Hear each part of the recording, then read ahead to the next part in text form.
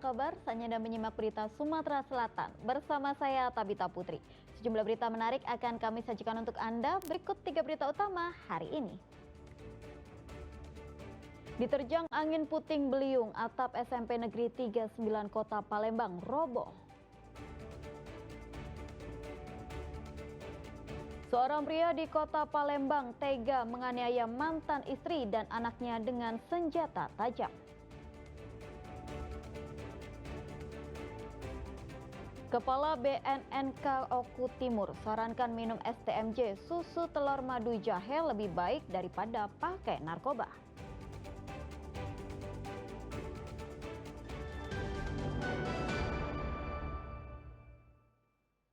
Diterjang angin puting beliung, atap SMP Negeri 39 Kota Palembang roboh.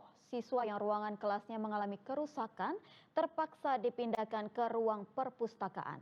Beruntung tidak ada korban dalam peristiwa ini.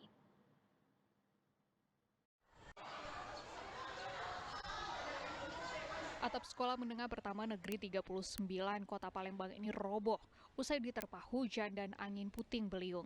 Tak hanya itu, bagian plafon dan depan ruang kelas juga mengalami kerusakan lantaran tak kuat menahan terpaan angin kencang. Takut terjadi roboh susulan, sejumlah meja dan kursi yang berada di dalam ruangan kelas dipindahkan keluar. Beruntung tidak ada korban jiwa dalam peristiwa ini karena terjadi pada Senin dini hari. Namun akibat peristiwa ini, siswa yang ruang kelasnya mengalami kerusakan terpaksa dipindahkan ke ruang perpustakaan untuk tetap melanjutkan proses belajar mengajar. Pihak sekolah memastikan tidak meliburkan siswa lantaran hanya satu ruang kelas saja yang terdampak.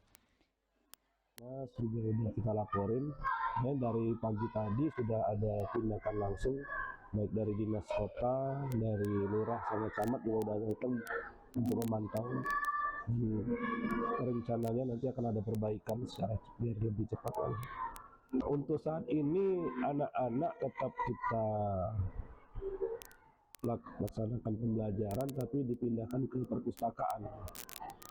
Jadi untuk saat ini sampai dengan waktu yang belum ditentukan. Sementara Dinas Pendidikan Kota Palembang memastikan akan memprioritaskan rehabilitasi perbaikan atap yang roboh. Hal ini untuk menjaga agar proses belajar mengajar tak terganggu. Muhammad Ardi melaporkan dari Palembang. Seorang pria di Kota Palembang tega menganiaya mantan istri dan anaknya dengan senjata tajam. Akibatnya kedua korban pun terluka di bagian tangannya. Diduga pelaku tidak terima mantan istrinya itu akan menjual mobilnya untuk kebutuhan hidup.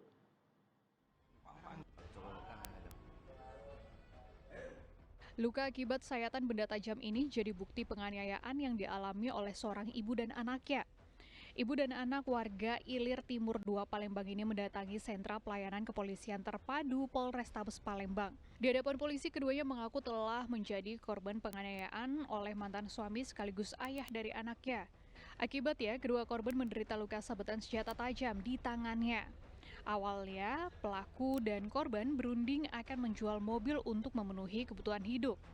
Namun, sang pelaku yang tidak terima mobil akan dijual mengambil sebilah senjata tajam yang berada di ruang tamu dan menyerang sang mantan istri hingga terluka. Sang anak yang berusaha melerai justru ikut menjadi sasaran pelaku yang terluka di telapak tangannya.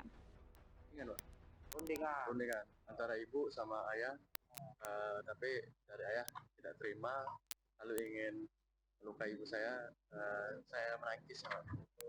Ibu sendiri kena dari bagian tubuh. posisi kejadian itu kita lagi apa? Saya lagi di rumah juga, lagi duduk, Pak. Ikat runding. Lagi berunding. Udah sering ngelakuin ini, Pak? Sering. Tapi ini yang paling parah. Iya, ini sebelumnya udah pernah juga. Guna kepentingan penyidikan, kedua korban diminta melakukan visum di Rumah Sakit Bayangkara M. Hasan. Jadi Ruansyah melaporkan dari Kota Palembang. Kasus kejahatan jambret kembali terjadi di Kota Palembang pada Senin siang. Korbannya kali ini seorang mahasiswi yang tengah melintas dengan sepeda motor di atas jembatan Ampera. Gelang emas seberat 3,75 gram, raib. Itulah yang membuat seorang mahasiswi bernama Rini Aprilia mendatangi kantor polisi. Ia menjadi korban kejahatan jambret di kawasan seberang Ulu Palembang. Saat melintasi jembatan Ampera, sebuah sepeda motor berboncengan dua memepet kendaraannya. Pelaku pun dengan cepat merampas perhiasan gelang yang melingkar di tangan kirinya. 12 juta, Pak. Oh, berapa suku tuh? Sesuku. Oh, sesuku. Itu langsung narik dia tuh dia. Iya, langsung narik dari Pak. Orang berapa tuh? 2. Orang dua, satu motor. Nah, Kejadian jam berapa? jam setengah 12. Tadi ya? Nah, barusan. Di mana lokasinya? Di Pojok Ampera. Oh, Pucuk Ampera. Oh, kan rame itu kan ya? Iya. Kita terjatuh nggak dari motor? Enggak. Enggak, iya. Kita yang bawa motor. Iya, kita yang bawa. Oh, orang berapa tadi? Sama siapa? Sendirian. Oh, Polisi imbau agar warga, khususnya perempuan, lebih berhati-hati saat melintasi jalan raya, mengingat aksi kejahatan jalanan seperti jambret kian marak di Kota Palembang. Sementara kasus ini dalam penyelidikan pihak kepolisian. Dedi Ruansyah melaporkan dari Kota Palembang. Seekor ular jenis kobra berhasil ditangkap petugas damkar dari sebuah rumah warga di kawasan Talang Ubi, Kabupaten. Evakuasi ini berlangsung sulit lantaran reptil berbisa itu sempat bersembunyi di balik tumpukan barang. Ular berukuran 2 meter itu bersembunyi di balik tumpukan barang sehingga sempat menyulitkan petugas. Petugas pemadam kebakaran berusaha menangkap seekor ular jenis kobra di dalam rumah warga di Jalan Flamboyan, Talang Ubi, Kabupaten Pali. Keberadaan ular kobra ini pertama kali diketahui oleh pemilik rumah yang mendengar suara aneh di dalam rumahnya. Diduga ular menyelinap masuk saat pintu rumah dalam kondisi terbuka. Dengan menggunakan alat bantu berupa tongkat, ular pun berhasil dievakuasi petugas dari dalam rumah. Reptil yang dikenal memiliki bisa mematikan itu kemudian diamankan dalam sebuah karung. Langsung melakukan penyisiran dan pengecekan ke lokasi di dalam rumah dan sekitarnya, dan alhamdulillah berhasil kita lakukan evakuasi terhadap ular kobra tersebut yang lebih kurang panjangnya 3 meter. Selanjutnya ular dibawa petugas untuk dilepas liarkan ke hutan yang jauh dari pemukiman penduduk. Warga diimbau segera menghubungi petugas damkar jika melihat ular atau hewan berbisa lainnya. Dedi Ruansyah melaporkan dari Kabupaten Pali.